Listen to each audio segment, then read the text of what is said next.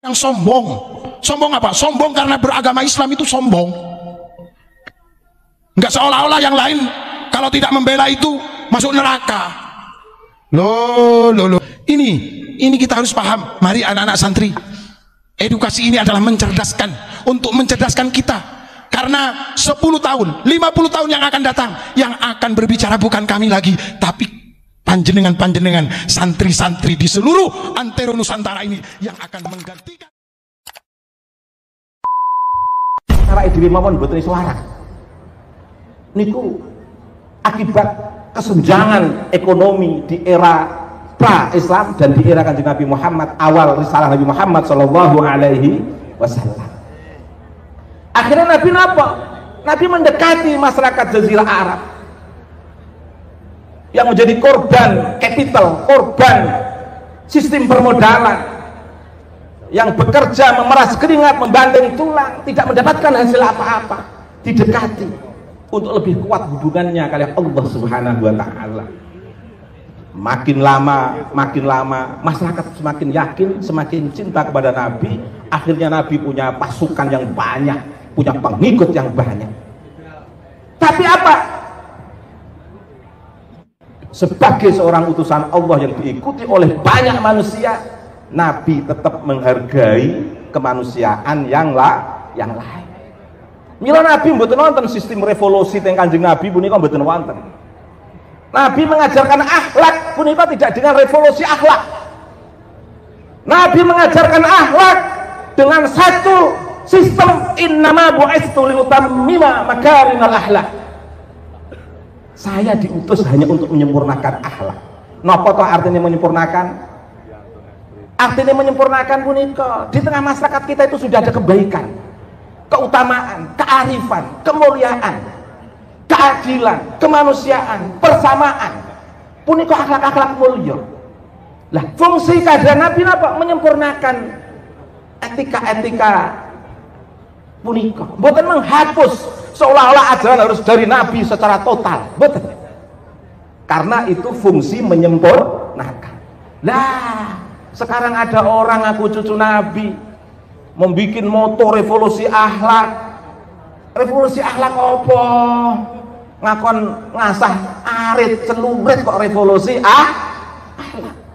Misuh ke sana kemari, mencaci ke sana kemari, memprovokasi ke sana kemari kok revolusi akhlak punika napa? Merusak tatanan. Seolah-olah yang benar hanya dia, yang lain salah. Yang paling cucu Nabi dia, yang lain tidak. Dengan alasan karena sudah disahkan Robitoh. Apaan? Ujung-ujungnya ketika ditanya yang jawab juga orang Jawa. Yang ada di sana nggak bisa menjawab, ngebon tiang Rembang.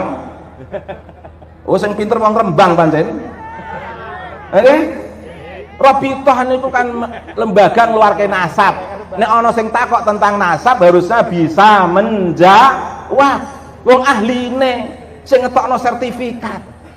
Nek ana sing takok sing jawab wong liya. Riyen sedhereng wonten gerakan, wonten kritik saking Sayyid Zulfikar. Wah, mereka jumawa, hurduk jumah kliwon, yo dhewe. Niki malah memancing Sayyid Zulfikar untuk dapat tatapan dari banyak orang. Mboten, pancen punika realitasipun. Beliau hadir untuk membangun kesetaraan, keseimbangan, keadilan, persamaan. Bagaimana hidup ini cukup menjadi umat Nabi Muhammad itu sebuah menjadi inti yang membahagiakan. Karena sistem kenasaban dalam risalah Nabi Muhammad SAW adalah sistem yang dihapus dalam konteks kesombongan, arogansi. Kenasaban untuk mencatat silaturahim, silatul arham, membangun persaudaraan, bukan untuk kesombongan. Karena pada hakikatnya inna akramakum indallahi atqakum. Yang paling mulia di antara kalian adalah orang yang paling takwa di antara kalian. Walaqad karramna bani Adam. Sungguh Allah benar-benar memuliakan anak cucu Adam. Punika. Lah, tapi sebagai nabi mboten namung wujud secara historis, secara fisik, tapi mensifati seluruh sifat-sifat yang terpuji dan mulia dalam kehidupan umat manusia. Nah, dados nek jenengan maca syahadat tauhid niku fungsine napa? Nek arep apa wae atine di alaqahke teng Gusti Allah. Pas badhe napa mawon, badhe ndelok napa mawon, atine dihubungke teng Allah. Sak sampunipun jenengan melihat objek yang jenengan lihat, objek yang jenengan lihat harus objek yang terpuji. Lah, objek yang terpuji punika nyifati sifatnya Kanjeng Nabi Muhammad. Nek jenengan saged melihat objek yang terpuji, berarti jenengan mengambil titik sifat kemuliaan dari sifat Nabi Muhammad sallallahu alaihi wasallam. Banyak yang meniru apa? Meniru ketika ia mengucapkan saya ini cucunya Rasulullah. Gak bahaya dah. Sementara perjuangannya jauh dari perjuangannya Rasulullah. Apakah tidak malu? Malu. Jangan menganggap diri kita ini sebagai cucunya Rasulullah. Diakui menjadi umatnya Rasulullah. Itu sudah jauh lebih hebat daripada engkau mendoktrin orang lain untuk mengakui dirimu sebagai cucu Rasulullah sallallahu alaihi wasallam. Sekarang ini lagi demam Palestina. Tidak jelek membela Palestina. Dulu sebelum Palestina bela Rohingya, orang yang terusir dari Myanmar itu, umat Islam yang terusir dari Myanmar. Ketika pemerintah mengatakan kita akan evaluasi, pemerintah memberikan aba-aba kepada umat Islam untuk tidak gegabah menerima pengungsi dari Rohingya. Semuanya teriak mengatakan pemerintah kita adalah pemerintah komunis. Tapi sekarang pengungsi Rohingya membahayakan terhadap kedaulatan masyarakat di Indonesia. Banyak masyarakat di Aceh menolak pengungsi-pengungsi itu. Kenapa? Mereka seagama tapi tidak senasionalis dengan kita.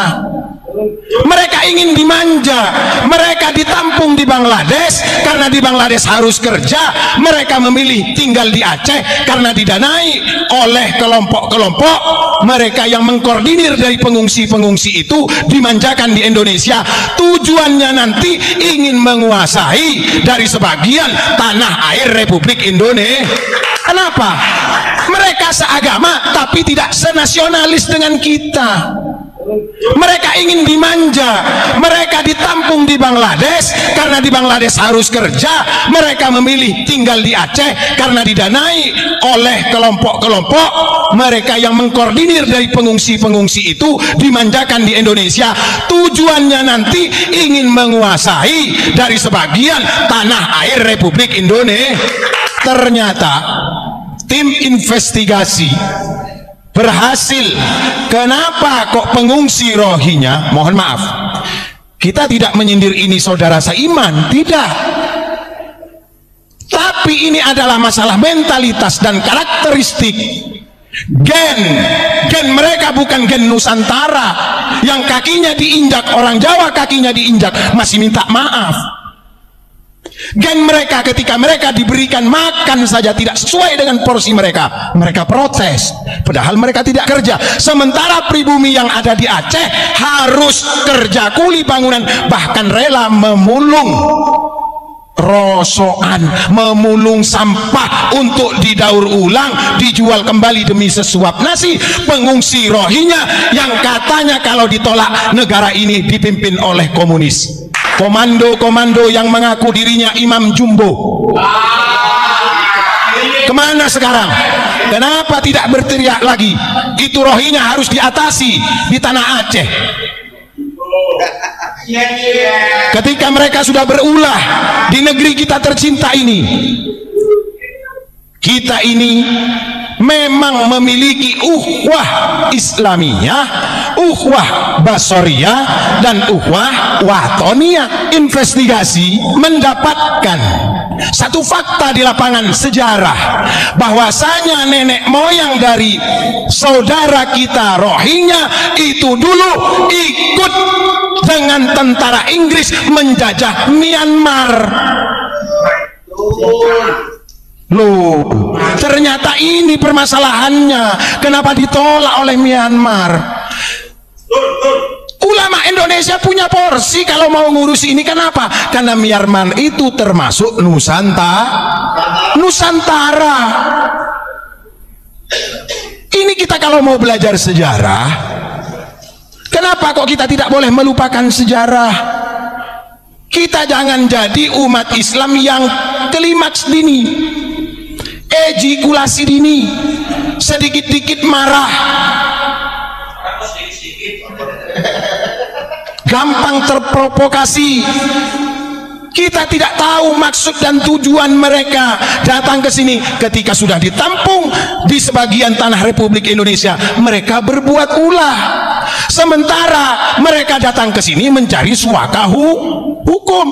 Mereka pengungsi.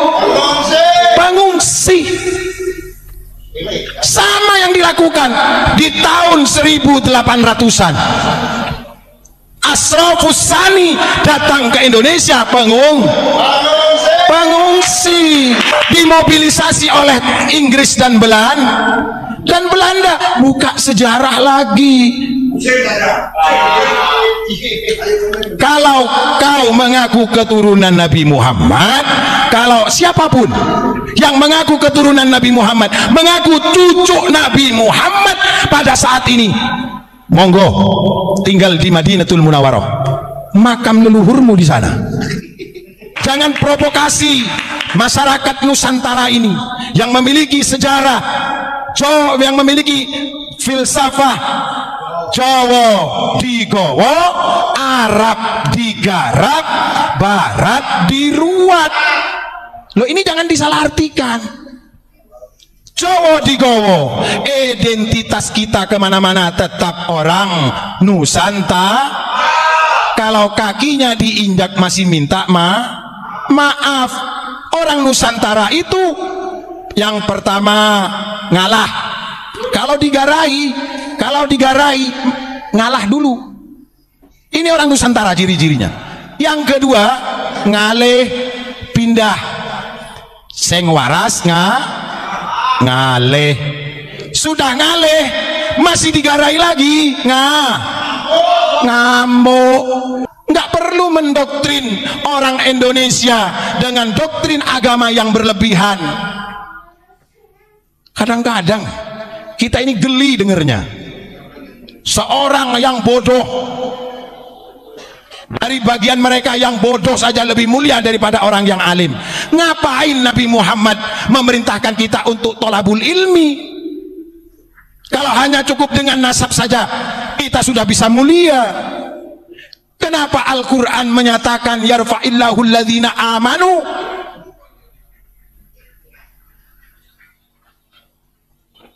Sementara hanya bandrolan nasab saja kita sudah bisa mulia. Jangan salahkan Imam Al-Ghazali ketika mengkoreksi di dalam kitab yang ditulis beliau, Ihya Ulumiddin. Ini sudah real, sudah pernah terjadi. Kalau pengungsi Rohingya diusir oleh Myanmar, tidak boleh tinggal di negara tersebut karena nenek moyangnya membela penjajah. Seharusnya nenek moyang kita, kiai-kiai terdahulu, memperlakukannya sama dengan mereka. Setuju itu? Kenapa tidak dilakukan? Karena leluhur kita, karena para ulama-ulama Nusantara memiliki filsafah Pancasila. Kalau ini dilakukan seperti yang dilakukan Myanmar, berarti kita bukan orang Indonesia yang berpancasila. Loh, bahaya ini. Jangan sampai kedaulatan negeri kita, keamanan masyarakat kita, saudara kita yang seagama, yang senegara. Aceh itu mayoritas Islam loh. Ayo, sekarang tolong dijawab itu. Mana dulu provokator-provokator yang mengatakan pemerintah bila menolak pengungsi Rohingya adalah pemerintahan komunis. Islam di Indonesia ini ditolerir. Rukun Islam yang 5 itu diakomodir oleh pemerintah. Kau yang beragama Islam, ditulis KTP-nya Islam. Kemudian kau akan sholat, diatur jadwal sholatnya, dicari waktu sholatnya, hilal, ru'yat, hisab dilakukan oleh Kementerian Agama, dilakukan oleh MUI, dilakukan oleh NU, dilakukan oleh Muhammadiyah, yang dikoordinir oleh pemerintah. Pingin beli Alphard lo, atau pingin kawin lagi? Monas dijadiin tempat perkumpulan. Cie kagak malu sama yang bangun Monas. Cie Istiqlal dijadikan tempat tidur, nggak malu sama arsiteknya Istiqlal. Cie lepok kusia. Ayo panjenengan, tuan-tuan yang mengaku keturunan Nabi Muhammad, kita rebut makam Nabi Muhammad Masjid Nabawi dari Wahabi. Ayo kita rebut. Berani enggak? Jangan jual cucu Nabi Muhammad di Indonesia loh. Kalau kagak berani merebut Masjid Nabawi, betul? Betul? Betul? Salam Pancasila.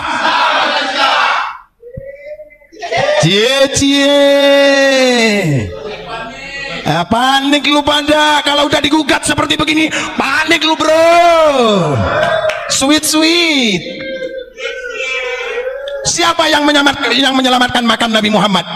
Sejarah mencatat, yang pertama Komite Hijaz, yang kedua yang menyelamatkan makam Nabi Muhammad adalah Abuya Mama Armin Cibuntu, Pandeglang, Banten.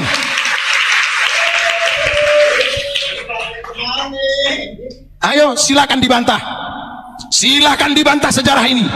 Ketika suku Arab Kut-Kut ingin menghancurkan makam Uhud dan makam Nabi Muhammad, Mufti Madinah minta tolong kepada Syekh Nawawi. Syekh Nawawi mengamanatkan kepada Abuya Mama Armin untuk memimpin pasukan yang berjumlah 45 pasukan. Loh, cuma 45 pasukan. Lu teriak-teriak di bumi Indonesia dengan mengangkat pedang. Jangan ajari orang Indonesia mengangkat senjata, bro. Karena yang memerdekakan negeri kami Indonesia bukan leluhurmu, tapi leluhur kami. Leluhurmu pecundang, jarkoni, wani ngajari, wedi ngelakoni.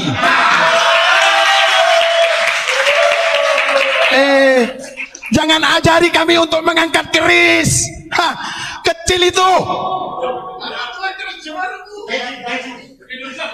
Sudah kamu ajari, kamu doktrin umat Islam ini dengan misuh-misuh. Sekarang kamu ngajari kami untuk mengangkat pedang. Kami dulu berperang melawan Belanda nggak pakai pedang, pakai bambu runcing.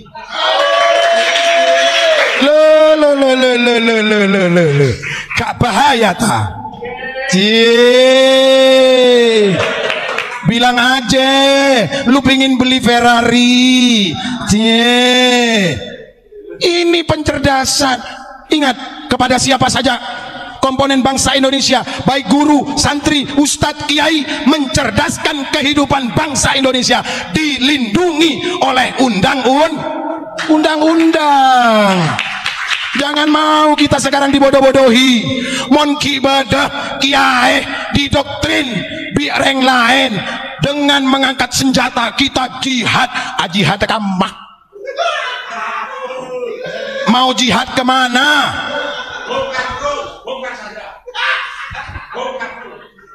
Menyerukan jihad ke Palestina. Kamu lo tidur enak kelonan sama istrimu. Gak usah ngajari keturunan Cakraningrat untuk mengangkat senjata, bro. Sudah cukup. Bagi kami pertempuran antar agama di Nusantara sudah pernah terjadi. Pertempuran antar suku sudah pernah terjadi. Itu masa kelam kami dan tidak akan kami ulangi lagi. Papua tetap bersatu di NKRI. Loh, kalau nggak percaya silakan datang ke Papua. Apa mata uang yang dipergunakan? Rupiah. Kemudian BBM yang disuplai dari mana? Dari Indonesia. Yang bangun tol pemerintah mana? Pemerintah Indonesia, bro.